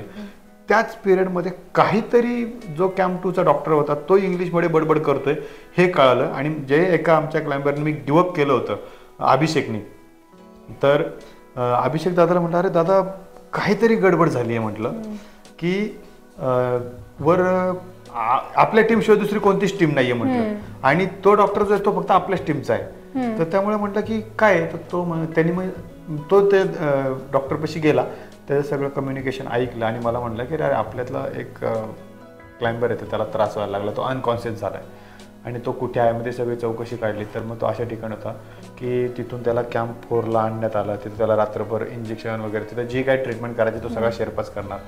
अनकॉन्शियस होणं म्हणजे एक प्रकारे तुमचा बॉडी आणि मेंदू हे दोन्ही वेगवेगळ्या प्रकारे काम करतं. म्हणजे तुमच्या बॉडीचं कंट्रोल मेंदूवरचं आणि मेंदूचं कंट्रोल बॉडीवरचं राहत नाही. बॉडी वेगळं काम करते, मेंदू वेगळं काम करतं. एक्झाम्पलमध्ये सांगायला गेलं तर बॉडीला वाटतं की मी क्रिकेट खेळतोय आणि मेंदूला वाटतं की मी चेस खेळतोय. ओके, असं हे होतं. त्यामुळे तिथं तुम्ही एक प्रकारे सायको वगैरे सगळंच झालेलं असतं. तर हे खूप सायंटिफिक त्याला आतमध्ये सायन्स आहे. ते असंच नाही होतं, त्यासाठी का होतं, कशामुळे होतं, काय काय प्रॉब्लेम असतात, काय काय मिस्टेक झालेल्या असतात किंवा बॉडीने ॲक्सेप्ट केलेल्या नसतात बऱ्याचशा गोष्टी, असं आहे. तर तो झाला. तिथून दुसरी गोष्ट जी आमचे अजून एक सिनियर होते आमच्यामध्ये, इंडियातले सगळ्यात ओल्ड एज असं त्यांचं रेकॉर्ड झालं. 2 वेळा एव्हरेस्ट केला त्यांनी. तर ते सर होते, त्यांना स्नो ब्लाइंडनेस झाला, त्यांना दिसायचंच बंद झालं होतं. एक जण होता, त्याला फ्रॉस्ट बाईट झाला एका बोटाला. मी तर सेफमध्ये खाली आलो होतो, कारण की तिथे भले टीममध्ये होतो पण सगळे सेपरेट असल्यामुळे फर्स्ट जाणं आणि लवकरात लवकर सेफ झोनमध्ये जाणं हा माझा कॉल होता. आणि ते सगळं झालं नंतर नाही, कारण की डॉक्टरकडे ती जबाबदारी असते आणि प्रत्येक शेर्पाची ती जबाबदारी असते. पण सगळ्यांना त्रास झाला होता आणि त्यावेळेस थोडंसं प्रेशर वाढलं, टेन्शन वाढलं. तिथून त्या कॅम्प 4 वरनं हे सगळे कॅम्प 3 साठी मूव्ह झाले आणि दुसऱ्या दिवशी, आणि मी कॅम्प 2 वरनं बेस कॅम्पला मूव्ह झालो. आणि मग दुसऱ्या दिवशी पण बाकी सगळे कॅम्प 2 ला येऊन रेस्ट केला. मी बेस कॅम्पला रेस्ट केला. आणि स्वप्नील जो होता, तो जो अनकॉन्शियस झाला होता, स्वप्नील दादाला कॅम्प 3 ला यायला तेवढा वेळ गेला. जेवढा ह्यांना कॅम्प 4 वरनं कॅम्प 2 ला यायला गेला तेवढाच वेळ त्याला कॅम्प 2 ला यायला. म्हणजे त्याची अजून एक रात्र डिफिकल्ट झोनमध्येच त्याला काढावं लागली.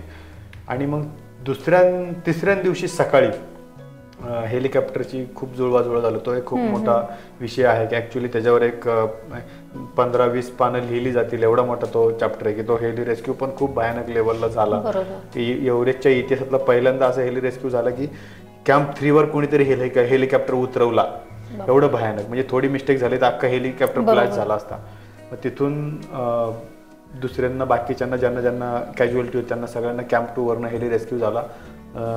स्वप्नील दादाचा पण हेली रेस्क्यू झाला, त्यांनाही घेऊन आलेत. आणि फायनली त्याला तिथून इमिजिएटली लगेच काठमांडूमध्ये शिफ्ट करण्यात आलं. मी तिथे ह्यालाच होतो बेस कॅम्पला. दुसऱ्या दिवशी आम्ही बेस कॅम्पवरनं काठमांडूला आलो. आणि स्वप्नील ज्या दिवशी हॉस्पिटलाइज झाला त्या दिवशी सगळ्या ट्रीटमेंट वगैरे सगळ्या करण्यात आल्या. त्याच्यानंतर त्याचं डॉक्टरांनी त्याला सांगितलं की हे झाले, क्लॉट झालेत, ब्लड क्लॉट झालेत, ब्रेन सर्जरी करावं लागेल. ब्रेन सर्जरी झाली म्हणजे फुफ्फुसामध्ये पाणी झालं होतं, हॅप झाला होता. त्यामुळे सगळ्या गोष्टी मग इमिजिएटली ट्रीटमेंट केली. 3 दिवस बॉडीनी मेडिसिनला मेंदूनी सपोर्ट केला. 3 दिवसानंतर डॉक्टरने त्याला ब्रेन डेड डिक्लेअर केलं. आणि त्यावेळेस मी काही त्याचे डॉक्युमेंट आणि महाराष्ट्र पोलीस पुणे पोलीसमध्ये कार्यरत होता तो. इकडे आलो तर 2 मुद्दे होते. एक मुद्दा असा होता, एक पार्ट माझ्याकडे असा होता की आपल्याबरोबर असणारा जो 1.5 वर्ष सह्याद्रीमध्ये बरोबर प्रॅक्टिस करतोय, जो 60 दिवस आम्ही एका टेंटमध्ये होतो, एका प्रवासात होतो, तो व्यक्ती आज मृत्यूच्या दारात आहे. आल्याच्या नंतर ते 3 दिवस नंतर 12 दिवसानंतर डॉक्टरांनी त्याला डेथ डिक्लेअर केला. म्हणजे असं होतं की विजयाचा जश्न मनवायचा, सेलिब्रेट करायचा का आपला एक साथीदार हे जग सोडून निघून गेला, ह्याच्यासाठी आपण विचार करायचा. म्हणजे पुन्हा दुधा मनस्थिती झाली आणि त्यात मी असं थोडंसं एक प्रेशराईज झाल्यागत झालं. तर जर्नी, हा प्रवास, हे सगळं करत असताना खूप छोट्या छोट्या गोष्टींचा आपण विचार करायचा असतो. असं वाटतं की काय नाही, ज्या गोष्टीची सवय लागते असं वाटतं की काय नाही रे, आपण आरामात करू शकतो. पण छोट्या गोष्टीत तुम्हाला मोठा प्रॉब्लेम किंवा छोटा पॉईंटच तुम्हाला मोठ्या यशावर नेऊ शकतात. त्यामुळे छोटी गोष्ट कधी छोटी समजायची नाही. मग अशी पूर्ण सगळी जर्नी ज्यावेळेस स्वप्नील दादाची बॉडी इकडे आणण्यात आली त्यावेळेस मग नंतर शासकीय इतमामात त्याचे अंत्यसंस्कार झाले. वाईट या गोष्टीचं वाटतं की त्याच्या पाठीमागे त्याची मुलं, बायको आणि आई, त्यामुळे त्यांचा खूप मोठा, त्यांच्यावर एक मोठं संकट आलं. म्हणजे जेवढं वाटतं तेवढ्या ह्या मोहिमा सोप्या नसतात. लोकांना, बऱ्याच जणांनी असे उलटे पालटे क्वेश्चन करतात की काय मिळालं तिथं जाऊन, त्यांच्यासाठी आता आपण उत्तरं देणंच खरं चुकीचं आहे. म्हणजे अशा लोकांना आपण उत्तरं देऊच नाहीत किंवा त्या लोकांना असे विचार आले म्हणजे त्यांची विचारधारा काय हे आपण समजून जावं. दुसरी गोष्ट अशी की जो माणूस हा विचार करू शकतो की काय, तर त्यांच्यासाठी एक सिंपल उत्तर राहील, ज्या माणसाला आयुष्यात स्वप्न नाही आहेत ना, तो माणूस आयुष्यात जगतच नसतो. बरोबर. त्यामुळे मला ब्रँडेड शूज घ्यायचा आहे, इथपासून ब्रँडेड गाडी घ्यायची आहे, किंवा मला घर बांधायचं आहे, मला शेती करायची आहे, मला शेतीमधनं ह्या क्वालिटीची शेती करायची आहे, सगळ्या लेवलची काही ना काहीतरी कशा ना कशा प्रकारची माणसाला स्वप्न असायला हवी. आणि त्या स्वप्नांसाठी तुम्ही फक्त फायदा न बघता तुम्ही तुमचं आयुष्य आणि जीवन बघावं, आणि हे एन्जॉय आणि आरामात आणि सुटसुटीत होत जातं सगळं. बरोबर वीर. तर वीर, तुमची कहाणी ऐकून हेच बोलीन की वीर हा बोलतो ना, हा जो शब्द आहे हा खूप मोठा शब्द आहे आणि तुम्ही तो अर्न केला आहात. आणि कुठे ना कुठे देवाने तुमची साथ दिली, म्हणजे छत्रपती शिवाजी महाराजांनीच साथ दिली तुमची. बरोबर. तर वीर, खरोखर म्हणजे आता मी हे ऐकून म्हणजे असं झालं, मी विचार करते की तुम्ही जेव्हा ॲक्च्युली तिकडे होता तेव्हा प्रत्येकी क्षण कसा वाटत असेल. खूपच हॉरेबल वाटत होतं, पण कदाचित मग आपण त्यावेळेस असंच विचार करतो की ह्यासाठीच केला होता अट्टहास. म्हणजे ज्यावेळेस त्रास होतो ना, समजा खूप वर्कआउट केलंय, मसल पेन होत आहे, तर त्यावेळेस मी सुरुवातीला म्हटलं की हे दुखत नाहीये यार, कुछ तो किया है मैंने, कुछ तो अलग सा हो रहा है.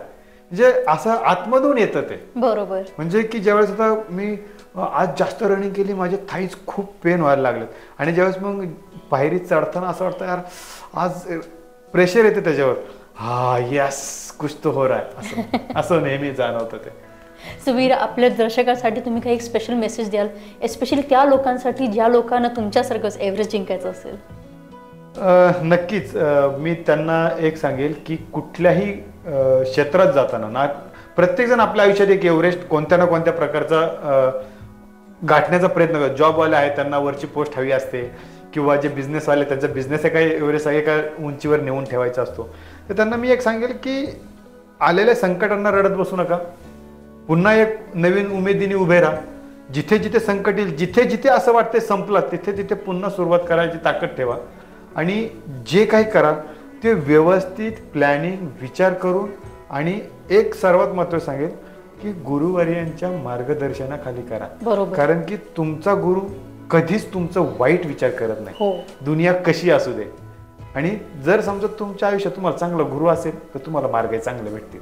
जर तुम्हाला गुरु नसेल, तुम्हाला काय करायचं हेच जर कळालं नाही तर तुम्हाला मार्ग कसा भेटणार आहे, हा त्याचा एक सिंपल फंड आहे. त्यामुळे खचू नका, प्रयत्न करत राहा, आणि शेवटपर्यंत थांबू नका.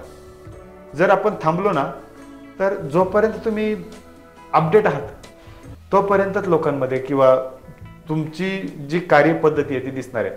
पण जर समजा तुम्ही थांबले नाहीत, तुम्ही 10 वेळा चढणार, 10 वेळा पडणार.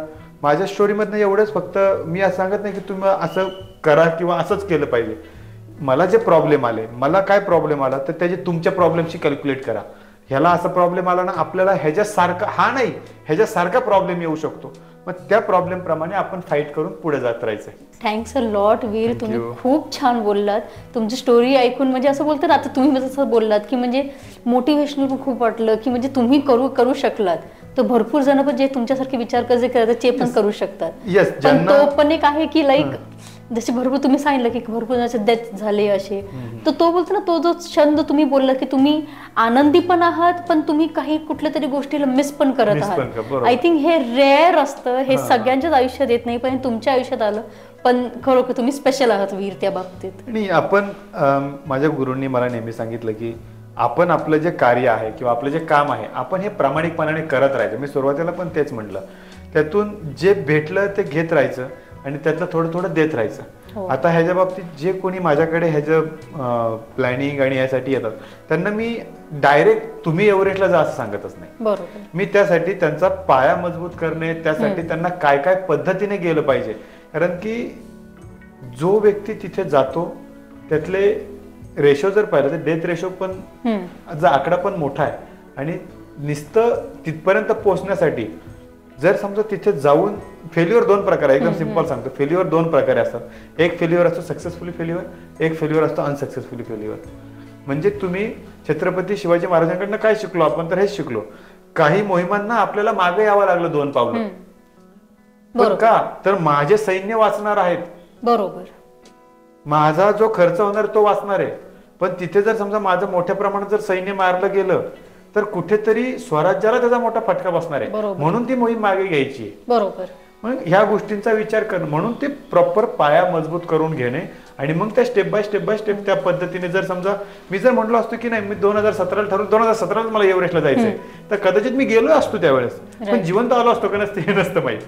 तसंच सेम ह्या सगळ्या गोष्टी आहेत. त्यासाठी जर कुणाला गायडन्स आणि ह्या गोष्टी माउंटेनिअरिंग बद्दल करिअरचा पार्ट जरी असेल, कुणाला ह्याच्यात ह्याच्यात वेगवेगळे पार्ट आहेत करिअर करण्यासाठी, एकच मुद्दा नाहीये, खूप सारे पर्याय आहेत. तर त्याच्यासाठी पण मी प्रॉपर गाईडलाईन्स म्हणजे आपल्याला समाजाने दिले. म्हणजे मी एव्हरेस्टवर नाही गेलो, मला लोकांनी एव्हरेस्टवर पाठवलंय. तसंच की आता माझंही समाजासाठी देणं लागतं काहीतरी, तर त्या बाबतीत मी लोकांना प्रॉपर गाईड करतो आणि करतही राहणार. ज्यांना ज्यांना कुणाला ह्या बाबतीत विचार करायचा ते येतील आणि मग त्यांना माझ्याकडनं योग्य तेच गायडन्स मिळेल. मी चुकीचं गायडन्स काही करत नाही. आणि जर समजा माझ्याकडनं होत असेल तर ते माझ्या कामांवर माझ्या गुरूंचे बारीक लक्ष असतं पाठीमागे, त्यामुळे मला चुकीचं करायला संधी भेटत नाही. थँक्स अ लॉट वीर, तुमच्याशी बोलून खूप छान वाटलं. Thank you so much. Yes, thank you. Thank you.